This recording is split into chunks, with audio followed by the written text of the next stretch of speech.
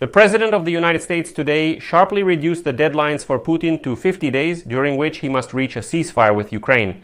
Trump says Putin has only 10-12 days, but hasn't explained what will happen after that. But now the President of Turkey, Recep Tayyip Erdogan, has unexpectedly announced that he is already preparing a negotiation table in Turkey, because he is confident that Ukraine and Russia will be able to reach an agreement to end the war in the near future. And this statement threw many people off balance. Moreover, the Kremlin suddenly stated that they like Erdogan's idea to hold negotiations between Putin, Trump and Zelensky, specifically in Turkey. And they are allegedly even ready for this. However, at this time, Donald Trump declares that he no longer wants to talk to the dictator Putin. He says the time for talks is completely over and I have absolutely no desire to have any kind of dialogue with this inadequate dictator. Are we close to negotiations or is this just more white noise? Let's figure it out together in this episode. I'm Alexei Pechi. Let's go through this step by step. But before we start, I ask you to subscribe to this channel, leave a like, write any comment, and be sure to subscribe to my Telegram channel. The link to it is in the description of this video. So today the President of Turkey said that he is confident that Ukraine and Russia will reach a peace agreement soon, especially after today's statement by Donald Trump. Erdogan reminded that his country has intensified diplomatic efforts for peace as crises and wars continue to escalate in countries neighboring Turkey. According to the President of Turkey, in Russia's war against Ukraine, Ankara adheres to a policy that advocates for peace. He reminded that during the third round of negotiations in Istanbul, Ukrainian and Russian negotiators agreed to carry out a new exchange of prisoners of war. And further, I will quote Erdogan, "We believe that this war must end." Just as the negotiating table was set in Istanbul, the table of peace will also be set again in Turkey, and this bloody war will be brought to an end. Remember, last week's Ukrainian-Russian delegation talks specifically discussed a meeting between the leaders. As Rustam Umerov, the Secretary of the National Security and Defense Council of Ukraine, said, Ukraine proposed to Russia to organize a four-party meeting by the end of August with the participation of President Volodymyr Zelensky of Ukraine, dictator Vladimir Putin, President Donald Trump, and President Recep Tayyip Erdogan. After the negotiations, Turkish Foreign Minister Hakan Fidan stated that Ukraine and the Russian Federation had, in principle, agreed on a meeting at the leaders' level. Although later, the Kremlin, through Peskov, stated that the 50 days allotted by Trump were not enough to organize such a meeting, and therefore the Kremlin needed a little more time. Well, obviously in Moscow they were counting on sending another signal about their supposed readiness for negotiations, just like Putin did in May. As he said, I'm going to Istanbul for negotiations, but then he got scared, hid in a bunker, and stayed there.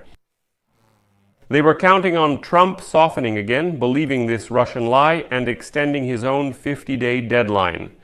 But everything turned out completely differently. United States President Donald Trump shortened his 50-day deadline, which he had given to the Russian dictator Vladimir Putin for a ceasefire with Ukraine. According to Trump, he is now giving Russia 10 or 12 days to resolve the issue since no progress has been made. Here is a quote from Trump, "I will set a new deadline of about 10 or 12 days. It's been 50 days and we see no progress. I wanted to be generous, but there's no reason to wait longer." Trump is confident that Putin should make a ceasefire agreement, otherwise the United States president will impose additional tariffs on Russian goods. And not only that. In addition, journalists asked Trump if he thinks Putin is lying to him, to which he replied that he just doesn't want to use the word lying. Trump's ego is likely at play here. How could he have been deceived? Next is a quote from Trump. Well, I don't want to use the word lying. It seemed that we were close to a truce and possibly peace on 3 occasions. You do what's necessary to reach the goal. Suddenly rockets are flying at Kyiv and other locations. I'm saying, what does it all mean? This has happened too many times and I don't like it. Well, at the same time, by the way, Trump said today that he really doesn't want to impose additional sanctions because, quote, he loves the Russian people. But, this statement by Donald Trump was much more telling. The United States president was asked if a meeting with Putin could help resolve Russia's war against Ukraine, to which Trump suddenly replied, quote, "I don't know, but I no longer have any interest in talking to Putin. He speaks with such pleasant respect, yet that same night missiles fly over cities and people die when they hit. A maternity hospital and other targets were recently hit, resulting in deaths at each location. So I don't know, we'll see. Later, Trump criticized Putin himself and the Russian economy. A reporter asked Trump, quote, "You said during the presidential campaign that Putin respects you, and did that help your relationship? Do you still think he respects you, considering your pleasant conversations?" To which Trump gave a rather extensive answer, quoting the American president. "Yes, I always got along with President Putin. I had a great relationship with him, and he also went through this Russia hoax. We used to talk about it. We said it's a shame we can't do anything between our countries, because if we did, they would say it's some kind of..." Listen, I was tough on Putin because I shut down Nord Stream and Biden opened it. I was very tough on Putin in one sense, but we got along very well. And I never would have...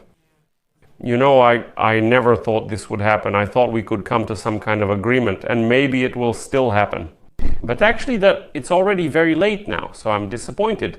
The funniest thing is that their economy isn't that big and is going through tough times right now, but it's a relatively small economy.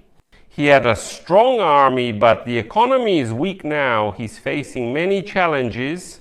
Economically, it's not easy, but it's quite small compared to the vast size of that territory. The territory is huge. I think there are 9 time zones or something like that. It's a massive piece of land. And then Donald Trump said how he once talked with Putin for hours, and I quote, "It looked like we were already on the way to a ceasefire." And then I had to say, forget about it, and I'm not going to talk anymore. This has happened many times before, and I don't like it. I no longer want to talk to him. And after all these statements from Donald Trump, today it suddenly looks like the Kremlin has woken up. Putin's representative said that everyone involved in the negotiations likes Turkey. The country's leadership provides good conditions for continuing the dialogue between the different parties. So why not hold negotiations between Putin and Trump? This was stated today by the dictator's press secretary, Dmitry Peskov. And so, answering a question about possible negotiations between Putin and United States President Donald Trump, Peskov noted that Turkey is liked by all negotiating parties. Quote, "Here I am speaking for our side. We are grateful to Ankara and the leadership of Turkey for their efforts in helping to find ways in regulation. We are grateful for the conditions that the Turkish leadership provides regarding negotiations. We maintain this attitude for the future." Although, there are already questions about whether Putin still has this very future, or if Trump will finally move to the principle of peace through strength. What do you think? Write about it in the comments. But my opinion on this matter is that the Kremlin will once again try to dodge and stall for time. Now they're already starting to change their rhetoric a bit and say that they're ready for negotiations, but negotiations between Trump and Putin. Some argue that Zelensky should be excluded, allowing only Trump and Putin to negotiate directly with each other. Trump is already saying that he doesn't want to talk to him, that he's talked to him many times, he lies to him, and he's not going to go for peace. Recently, Western media reported on a topic I didn't cover in a separate episode, but Western media started writing that Trump actually offered dictator Putin 5 regions of Ukraine, essentially, in exchange for him stopping the war. And Putin confidently said, "No, what are you talking about? I'll take even more. I'll keep fighting." So for now, I don't see any prospects for any kind of dialogue, and most likely Trump will have to take action after all. I'll leave it at that. Share your opinions and conclusions in the comments below this episode. Subscribe to the channel, hit the bell, and don't forget to like. That's all for now. Take care. Bye, everyone.